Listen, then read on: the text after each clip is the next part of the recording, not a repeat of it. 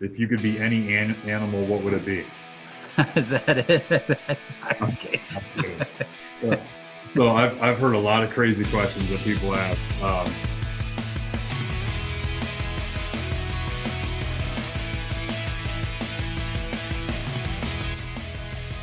One question that I always like to ask is, define what success means to you.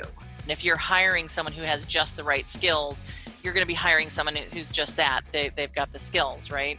But if you're looking for someone who is going to invest not only their extra time and energy in your organization, but also feel like it is adding value to their own life, you've got to find someone who's passionate about something that ties to your company. Now what I look for is passion.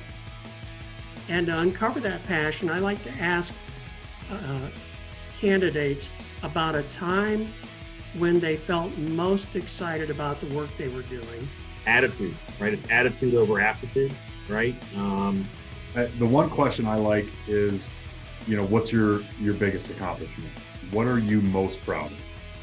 I think it depends on the organization. I think you need to ask the right questions that meet your values. So, if learning is a real priority, people who are constantly looking to that, ask them about what's the last book that you read, or tell me about an interesting article or a new skill that you picked up. If I had to boil it down to something, I would boil the question down to something about what type of culture do you work best in?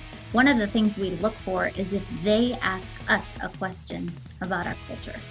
I'm a big believer for interviewing that I ask as few of questions as possible and the most amount of follow-up questions as possible. It really depends on, in my view, is what that job profile tells us. And then the interview questions, quite honestly, I think become quite easy because we're asked questions then. I want to find out, has that candidate been in that situation in the past? I want to find out specifically what they did, and I want to understand what the outcome was.